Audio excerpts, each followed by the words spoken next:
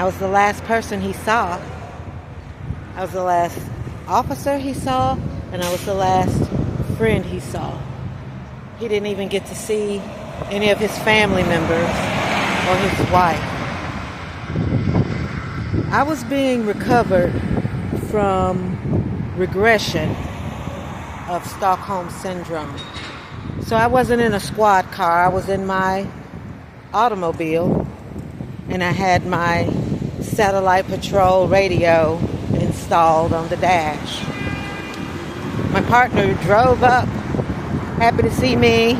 He understood about everything that was going on with my recovery from regression of Stockholm Syndrome. While we were talking, a call came in over the radio. It came in on his radio in his squad car, where he was sitting with the engine running, talking to me. And it came in over the radio that I had installed in my own private vehicle. It didn't sound right. The call that came through, I was suspicious of the call. It was about an armed burglary. But how would they know it's armed? I had a lot of reservations about it. And my partner, being the dedicated police officer he was, prepared to go take the call, and I said, wait. Never listened to me. I said, wait, don't take that call, please. Something's wrong with that. We had really strange things going on in our troposcatter in the area, and that call did not sit right with me. My partner never listened to me. You know, he and his wife used to have to help me get dressed in my full Class A affair. So, of course, he ignored me, took off for the call. I think it was about 4 in the afternoon. And, either way, he responds to the call. He walks into the place, I'm sure by proper procedure and protocol. And an armed assailant shot him in the head. So, I was the last person he saw. And it disturbs me. I knew it was a fake call. The gunman stalked me for years and wound up kidnapping me when I was in Denver, Colorado, and I'm blessed to be alive today. I figured I'd open up and talk about it because I don't like when people escalate occurrences to the point of calling 911 unnecessarily. That's an act of terror to me. Someone's fake call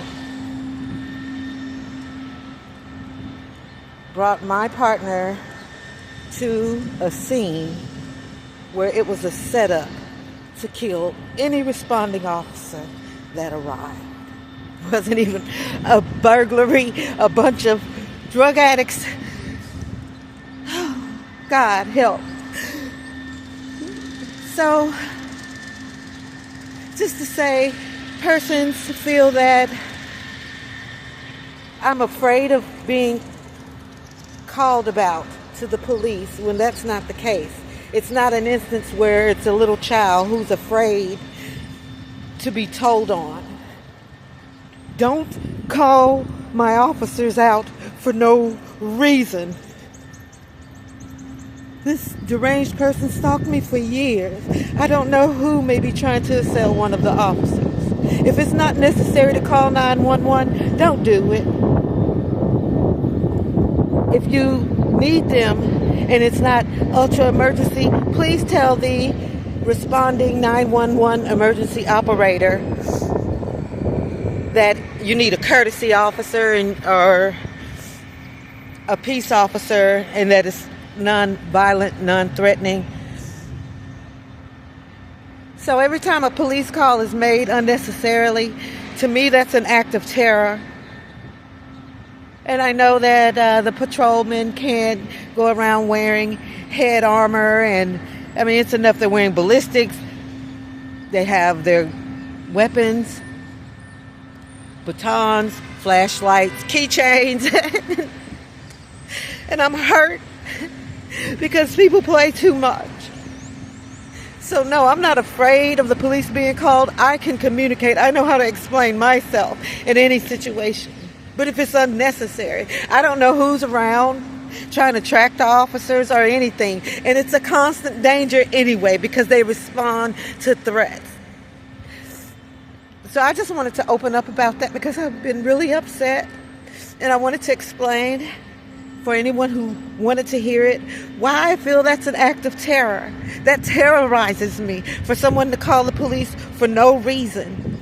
Not because the police are going to do something to me, but because I know people are waiting for all of the good citizens we have in the world that we serve and protect.